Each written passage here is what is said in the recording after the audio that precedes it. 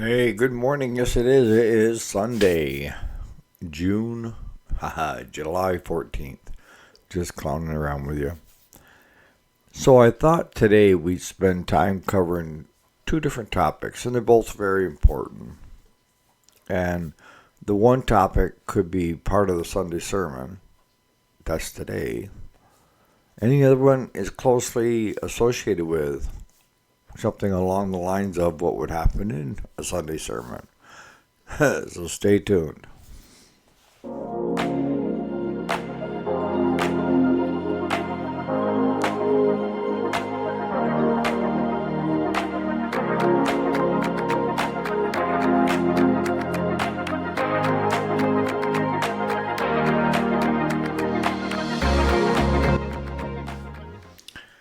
Alrighty, welcome back. If you didn't already know it, my name is Eric, and this is the Sunday Sermon.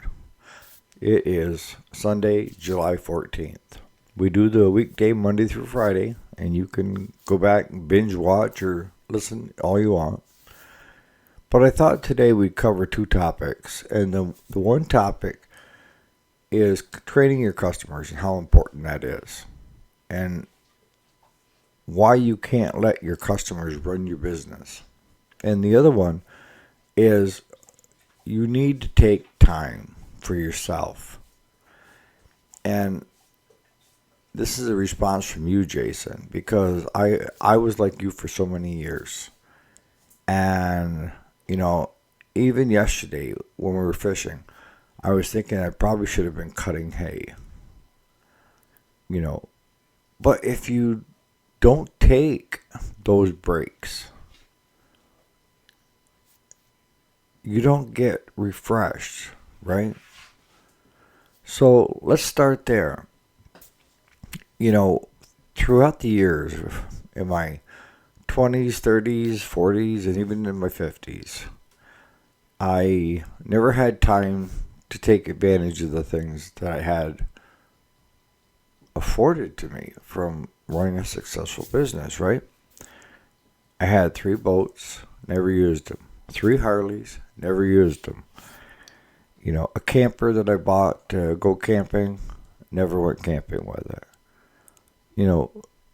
Stuff that people would dream to have, right? And that's the problem. When you have it, good chances are you're working ungodly hours to get that crap, and you have no time to use it. And the ones that are wishing they had that crap are the ones that have the time to go do all that stuff, but they're not willing to put in that extra time to go get that crap. And it's not crap per se, crap. It's just, about 10 years ago, so I would have been in my early 50s. I just come to the point in my life where I said, you know what, I need to de-stress, and I need to use it or lose it. I don't need a garage with two of them were old school, carbureted from way, way back, Harleys, and they were the road bikes. And then I had a newer Sportster, and the Sportster rode like a horse anyways. But I bought the Sportster because I wanted EFI. And I might have put 100 miles the first year on that bike. 100 miles told me this is not comfortable. And when I had my white Harley, because the 2 Harleys that I had that were old school were special. I mean, they were worth some money. And actually, they're in the UK now. Yeah, go figure, right? The guy that bought them was a broker over there, and he bought both of those bikes at different times, like a month apart, and had them shipped to Jersey to a container, and then shipped across the pond over into the UK, where bikes are the fashion. It's more like it was years ago here. Everybody had a bike, right?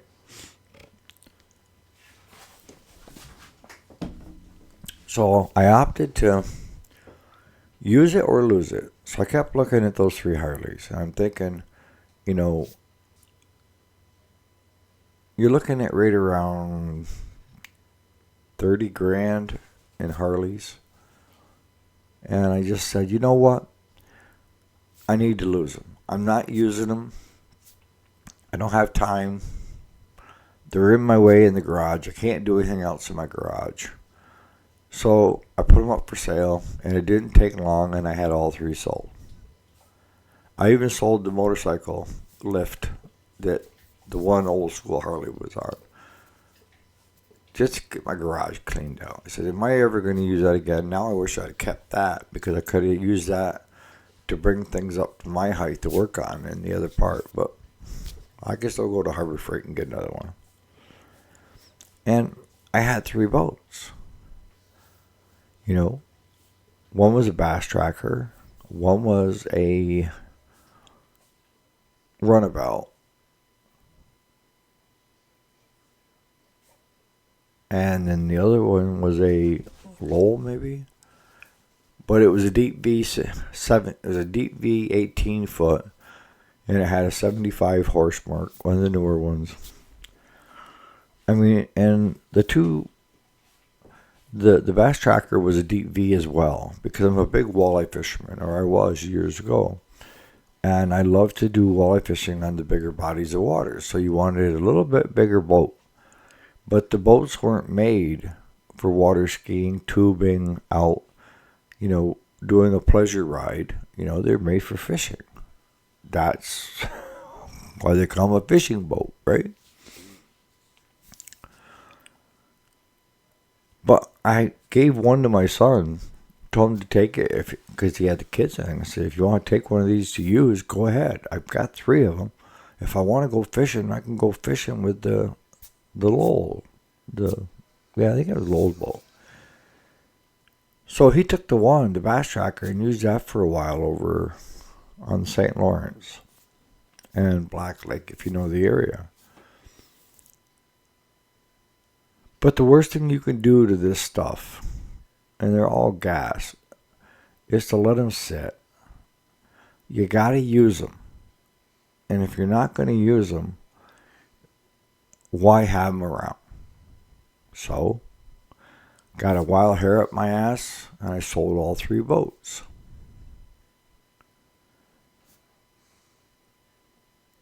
And I turned around, took the proceeds from that, put it in the safe, and turned around, and later that year I bought myself a smaller tiller model with a 10 horse, it's a 9.9 electric start, Zipple, it's a 4-stroke Nissan. And I've had that out more times this year than I had those other three for 8 years, 7 years, something like that. See, even when I was accumulating wealth per se, I was never a splurger on anything, all right? When I approach anything, I'm looking at what's it valued at. If I need to get out of it quick, because in the past, I have lost my shirt. Everything. And the good thing about that is the only way to go is up, right? So, but even when I didn't need to worry about, things and the costs, it was still, I won't buy it unless I can get out from underneath it quickly, or I can sell it for a profit. And that's how I've done all my life. Very few things I've bought were brand new. I have my last two vehicles have been brand new only because the deals were there. I'm not a splurger. I don't go out to eat a lot. I don't do takeout. And sometimes I scratch my head now when people tell me how much it costs just to go to McDonald's, for lunch. It's just, you're looking at $20-25. You know what I could cook you at home for $25? A hell of a lot better than what you're getting at McDonald's. and healthier. But this goes back to taking care of yourself, you know. You, with that use it or lose it, it was also, it took me a while to figure out how to de-stress. And where was all my stress coming from? And was it worth the stress? And I think what is the most stressful for any business owner is not making a profit. That is high on the but it's trying to take care of your employees and your customers. You know, you're always thinking of ways to try to something beneficial to your employees, or trying to do a better job, or add a new service or something like that for your customer. But it comes with toll, right? And Amos, I know you can ramble on probably for days on this topic, better than I can. So, bigger is not better. Some people will say it is, but it's not. I mean, if I were in my 20s or 30s and the business was going up, I would have taken on every employee I needed to keep the momentum going the direction I wanted it to go. But I came to a point of either you need to sell the business with the assets, or you need to downsize. You're getting older, Claude's getting older, and do you really need the internal conflicts with employees and trying to find a good employee? So I took the business down a few notches instead of going try to bring in more work or more online parts business. The biggest thing that I'm trying to relay to you guys, if you are owners or running a one-man band shop, is take it from a seasoned veteran. You have to have your time, me time. And I never learned that until I was in my mid to late 50s. And I wish I would have learned it in my 20s. See, I could always think of something work-related I need to get done. Whether, on the farm, there's always something that needs to be done, right? So I always had that excuse of why I couldn't go do what I so much enjoyed doing, which was fishing, walleye fishing.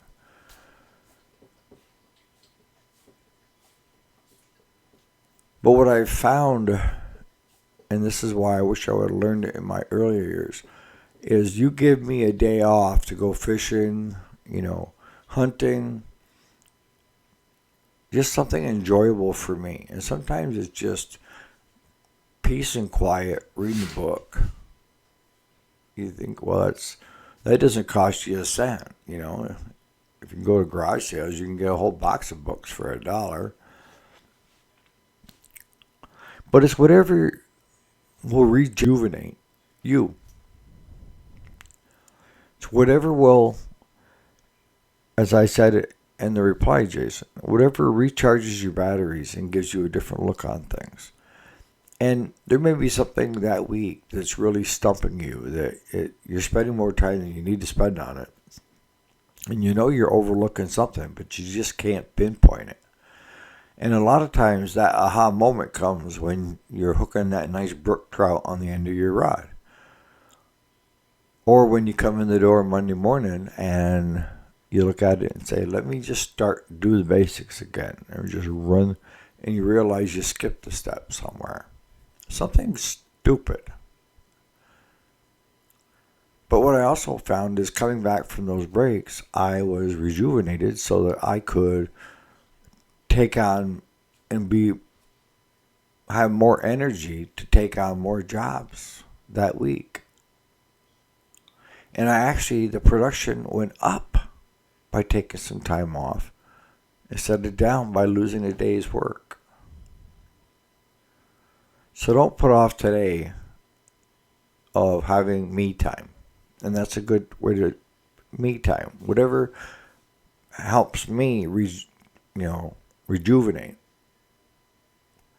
Could be fishing, could be going to a movie, could whatever it is, whatever your interests are. Take time and enjoy yourself. All right, so now let's do part two on to you, Peter, with your customers and going to family reunions and having a hard time trying to separate work from enjoying the pleasures. You have to. I don't care. You can say what you want, but this is more about you than it is about that customer. And, I tell you, I try to keep it real. And I'm telling you this because I was in the same position you are a long time ago. And one thing I had to do was when we were first starting the business, if a customer showed up at 6:30, 7 o'clock at night needing a belt, I'd run down to the shop, or they knew Claude lived next door. They grab him, he'd run down to the shop, get him the belt. And it got so people just assumed that it didn't matter what time of day or evening. If the shop wasn't open, they could just come tag us here at the houses and have us go get the part. Or fix their unit on the back of their tailgate of their truck, a trimmer or something. Or it's to ask 110 questions about what's going wrong with their lawnmower, of how to fix it. If you want to pay to have me fix it, I'll see you Monday morning.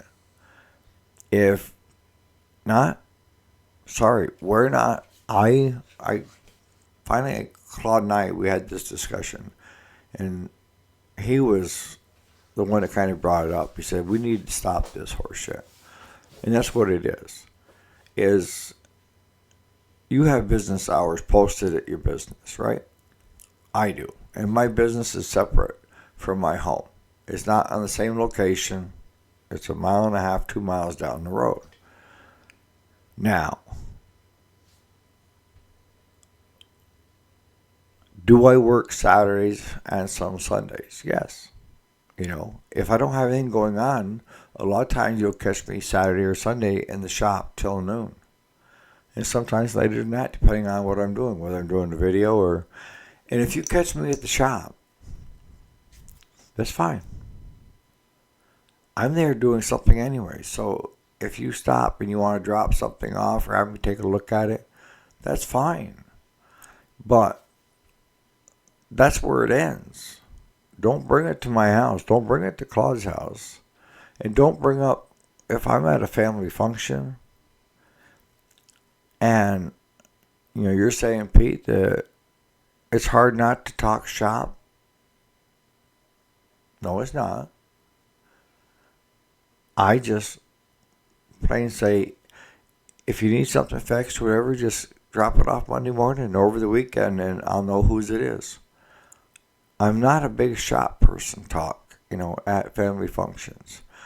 Do we do family machines? Yes. Yes, we do. And do you run a risk of pissing off one of your family members? You do if, as I've said in the past, when you put your hands on that machine, whatever goes wrong in the future on that machine, they're going to blame you for it. Because supposedly it run 100% before it come in. No, it didn't. And you're always going to have those customers or family members that can't wait to throw mud at you when talking to somebody else, but will come over and talk nice to you and throw mud at the other person they were just talking to. And those you really don't want anyways. And what I've found is the ones that run to other shops, they keep them. Because what I end up doing is I have to spend extra time that I could have been spending with a good customer trying to please this customer. And there's some customers that no matter what you do, you can't please. So I'm going to end it here. Take the time to rejuvenate yourself. Get out and do things that you enjoy. You have to separate work from pleasure, work from home life. Have posted hours at your business. If you work out of your garage at your house, put posted hours out front where they know that the shop is open during these periods, during these times. End of story. Somebody shows up after hours, say sorry, but you can drop it, but I'm not looking at it till Monday. End of story. So on that note, you guys have a great Sunday, and we'll catch you here bright and early tomorrow morning.